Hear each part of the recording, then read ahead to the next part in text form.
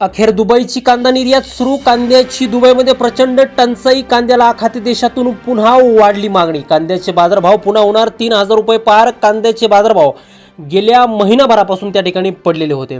Iran आणि Israel युद्धाच्या पार्श्वभूमीवरती कांद्याला जवळपास 7 ते 8 रुपये एवढा प्रति किलोला दर त्या ठिकाणी मिळत होता.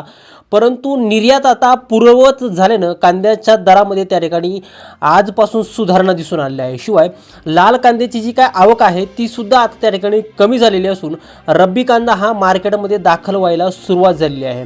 जो काय रब्बी कांदा असतो याला त्या ठिकाणी प्रचंड मागणी त्या ठिकाणी एक्सपोर्टसाठी असते.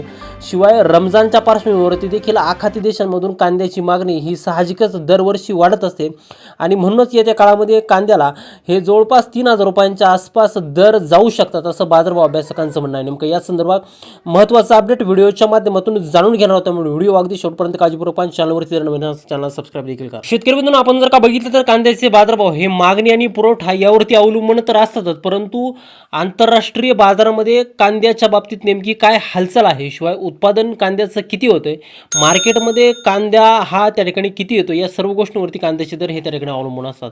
सध्याचे राज्यातील जर बाजारभाव बघितले तर राज्यातील ज्या महत्त्वाच्या बाजार समिती आहे, मग त्यामध्ये सोलापूर असेल, लासलगाव असेल, पिंपळगाव, बसवंत बाजार समिती असेल, चांदवड असेल, कळवण असेल, संगमनेरसारखं कांदा मार्केट असेल, अशा मार्केटमध्ये कांद्याला बाजारभाव हे आता साधारण 300 ते 350 रुपयांनी आता त्या ठिकाणी सुधारलेले आहेत. एकंदरीतच कांद्याला जे बाजारभाव आहे ते 1200 ते 1500 रुपयाच्या दरम्यान सध्याला मिळत आहे. एकंदरीत आपण जर का बघितलं तर इस्रायल आणि इराण या युद्धाच्या पार्श्वभूमीवरती जे त्या ठिकाणी दुबईचं जे बंदर आहे त्याला जेबेल अली बंदर असं म्हटलं जातं, त्या बंदरावरती त्या ठिकाणी ड्रोनद्वारे हल्ला झाला होता आणि ते जे काय बंदर आहे ते महत्त्वाचं बंदर असल्यामुळं ते बंद करण्यात आलं होतं. आता जे काय मध्य पूर्वेकडील जे काही देश आहेत या सर्व देशांना याच बंदरावरून त्या ठिकाणी भाजीपाला म्हणा किंवा बाकीचा जो काय व्यापार असेल हा याच बंदरावरून त्या ठिकाणी असतो. शिवाय आशिया, युरोप आणि आफ्रिकेचं जे काय मेन केंद्र आहे ते हेच बंदर त्या ठिकाणी असतं. शिवाय भारतातून जाणाऱ्या शेतमालाचं मुख्य जे काही वितरण आहे तर ते याच बंदरावरून त्या ठिकाणी होत असतं. आणि आनंदाची बातमी अशी की हे जे काय बंदर आहे हे पुन्हा एकदा त्या ठिकाणी हा जो काय पोर्ट आहे तो आता त्या ठिकाणी सुरू झाला आहे. एकंदरीतच या पोर्टवरती सगळे जे काही 4 टर्मिनल आहे ते सुद्धा त्या ठिकाणी सुरू करण्यात आलेलं आहे. आणि ही जी काय माहिती आहे ती दुबईमधील जे काही प्रमुख दैनिक आहेत आणि जे निर्यातदार संघटनेचे जे काही पदाधिकारी आहेत या सर्वांनी त्या ठिकाणी दिली आणि शेतकऱ्यांसाठी ही एक महत्त्वाची आणि आनंदाची बातमी त्या ठिकाणी मानली जाते.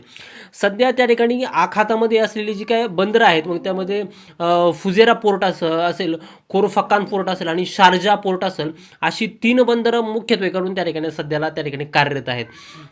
एकंदरीतच आता झालंय काय की आता पूर्वी जे काय आपण भाजीपाला किंवा कांद्याचे कंटेनर पाठवायचो त्याचं जे काय फ्रेट चार्जेस होते तर ते चार्जेस $700 होते, ते आता वाढून प्रत्येकी त्या ठिकाणी $5,000 ते $6,000 त्या ठिकाणी झाले आहेत. मग जवळपास या भाड्यामध्येच त्या ठिकाणी 7 पटीची वाढ त्या ठिकाणी झालेली आहे.